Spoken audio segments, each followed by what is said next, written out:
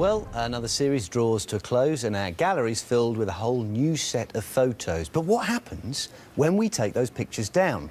Some rogues go out of business, some see the error of their ways, and some try to carry on as before. They don't always succeed, though, as you're about to find out.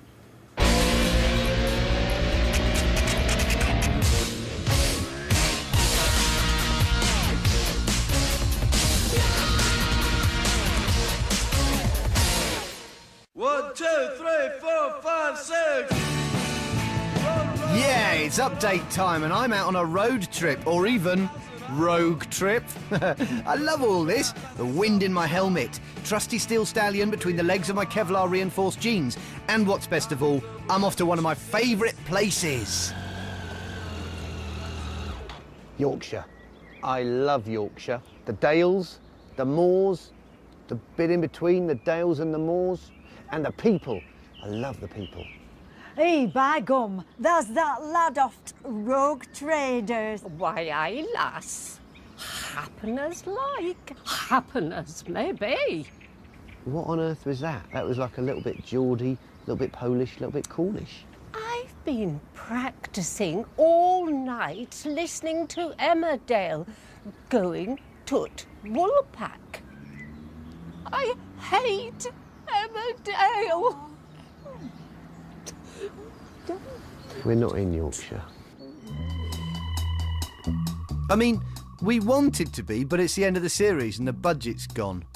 In our imaginations, where travel is free, let's go to Wakefield to revisit gas fitter Brian Lloyd, who we did actually travel to meet in 2009.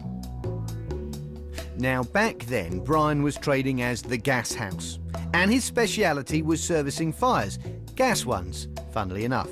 That all would have been fine if he wasn't breaking the law by doing it. Because he'd previously been struck off the Corgi register twice. And he was being investigated by the Health and Safety Executive for causing a gas leak at a customer's home. And yet, we heard he was still at it. So, we called him out to this house to service this filthy fire. And my 2009 self was waiting to step in the moment he overstepped the law, i.e. do anything other than clean the fire. Hello. Gas. Yes, hi. Come in. Right. Yes. And there's the boiler behind it. all right, the fire in the back boiler. Yeah. Yeah. It's really dirty, isn't it? Yeah. He's now taking the screws out on the fire. And then as soon as that fire comes away, that's it, he's broken the law.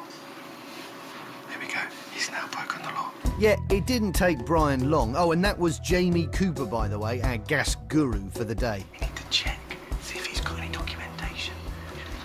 Sorry, while I remember, my dad said to ask for your, what is it? It's not Corgi, gas safe card. Yeah, I'll give you that when we go. Yeah, Brian. Oh, have you got it? Yeah, I'll give you that, yeah. Oh, great.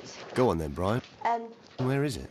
Is it just a number or something? Or... We have them in the shop, yeah. Have you seen the shopping I said? No, I haven't, no. Yeah, we've got a proper showroom in... Oh, right. Yeah, it was a proper showroom, but to be a proper gas fitter, he needed to have one of these, a proper gas safe card and number, and he didn't. We can't let it go any further. So we're going to call in just a group of guys we got together. To show Brian he was behaving like a gas fitter from 100 years ago, we drafted in the help of a Victorian street urchin who just happened to be passing. Are you following this? And a traditional Yorkshire brass band. Think Hovis, you know.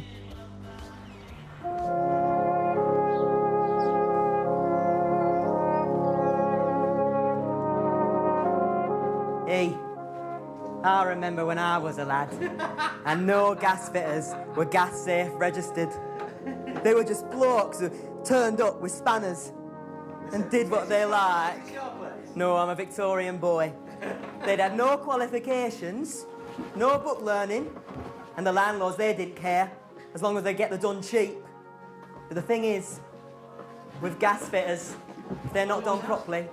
How you doing? I'm all right. You're all right. Matt, all right. BBC Road Traders. Hello, you all right? How you doing? Yeah, I'm very good, Brian. Those were the bad old days, of course. Back in Victorian Edwardian times when gas fitters could be just about anyone. They could be Underqualified, not qualified at all.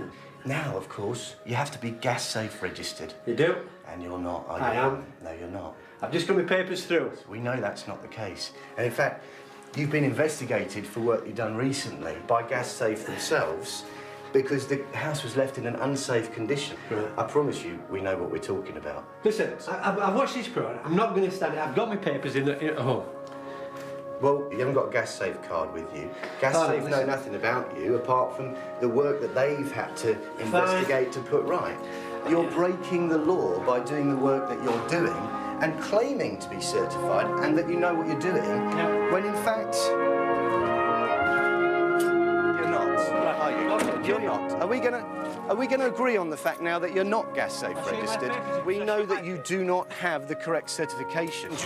You're dangerous, Brian.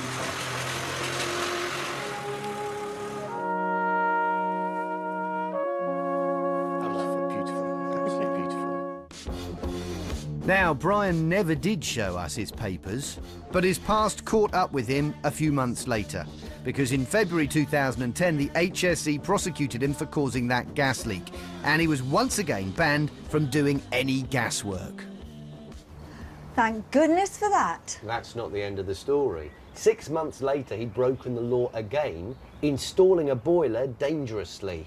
What kind of an update is that? Let me finish. May 2012, this year, he was up in court pleading guilty to 2 offences against the gas safety regulations and 1 charge of breaching a prohibition notice.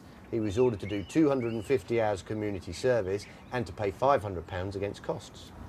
£500? That's a monkey. Never did quite get the hang of that Yorkshire thing, did she? Let's hope she doesn't learn to speak like our next rogue either. He has a mouth like a sewer. As for his work, that's also shambolic.